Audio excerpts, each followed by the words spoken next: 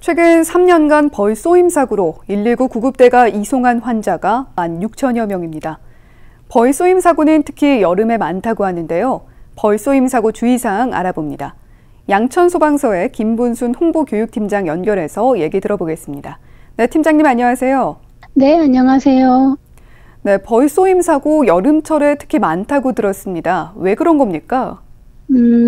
벌은 보통 1년 중 기온이 높은 7월에서 9월 가장 활동을 많이 합니다. 실제로 소방청 통계에 따르면 최근 3년간 벌 쏘임 사고로 119 구급대가 이송한 환자가 5,584명 정도 되고요. 그중에 월별로 보면 7월에서 9월이 76%를 차지하고요. 이 중에 사망한 환자도 31명 정도 됩니다. 구조대가 벌집 제거 요청으로 따른 출동도 7월에서 9월이 83%를 차지하고 있습니다. 네, 벌에 쏘여서 사망에도 이를 수 있다 이렇게 말씀을 해주셨는데 이런 벌 쏘임 사고는 어떻게 예방할 수 있습니까? 야외 활동할 때 지나친 향수나 화장품 사용을 자제해줘야 할 것 같고요. 우리가 먹다 남은 음식 중에 단맛이나 달콤한 향이 나는 건 빨리빨리 정리해서 벌이 가까이 못 오도록 하는 게 좋겠고요. 벌이 좋아하는 색깔이 있어요.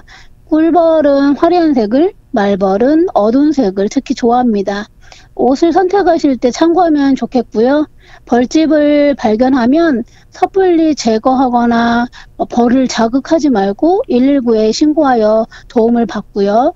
벌들과 마주했을 땐 쫓기에서 겁을 주면 공격적으로 변하기 때문에 자세를 낮추고 다른 장소로 천천히 이동하면 좋겠고요. 만약에 벌집을 건드렸으면 20m 이상 멀리 떨어지는 게 안전하겠습니다.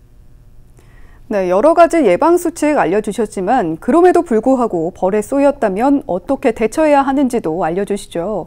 벌에 쏘였다면 말벌과 꿀벌을 구분해서 응급처치를 해야 하는데요. 크기나 모양 외에 꿀벌과 말벌을 구분하는 방법은 대부분 꿀벌은 쏘인 자리에 침을 남기는 경우가 많고 발적이나 부종이 적은 편이고 쏘인 자국이 하나 정도예요. 반면 말벌은 한 번 쏠 때 여러 번을 쏘는 경우가 많고 침을 남기지 않아요. 발적과 부종이 꿀벌에 비하면 훨씬 심하고요.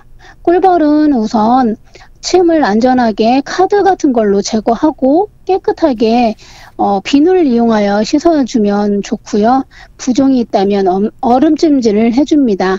말벌은 식초나 레몬으로 상처를 중화시키고 냉찜질을 해서 부종을 가라앉히고요. 환자를 잘 관찰해야 하는데 호흡곤란이나 어지러움증, 의식 변화 등이 있으면 반드시 병원으로 이송해야 합니다. 네, 꿀벌에는 비누, 말벌에는 식초 기억해 둬야겠습니다. 네, 또 이외에도 여름철에 주의해야 할 안전사고 예방법이나 행동 요령은 또 어떤 게 있을까요? 계곡이나 시원한 곳을 찾아서 물놀이 하거나 캠핑하시는 분들이 많은데 갑작스럽게 불어난 물로 사고를 당할 수가 있어요. 그래서 일기예보를 통해서 날씨를 확인하고 활동하는 게 좋겠고요. 수상 놀이기구를 타거나 아니면 물놀이 할 때 보호장구를 바르게 착용하고 반드시 안전수칙을 지켜야겠고요. 또한 장마철에 안전사고 예방을 위하여 평소 집 주변 시설물, 저지대 하수구 등을 사전 점검하는 것도 중요하다 하겠습니다. 네, 여름철에는 더위에 장마철에 날씨 변화가 참 큰데요. 그만큼 안전사고 예방, 건강관리 등 철저히 하셔야겠습니다. 네, 오늘 말씀 감사합니다. 네, 감사합니다. 네, 지금까지 양천소방서 김분순 홍보교육팀장과 이야기 나눠봤습니다.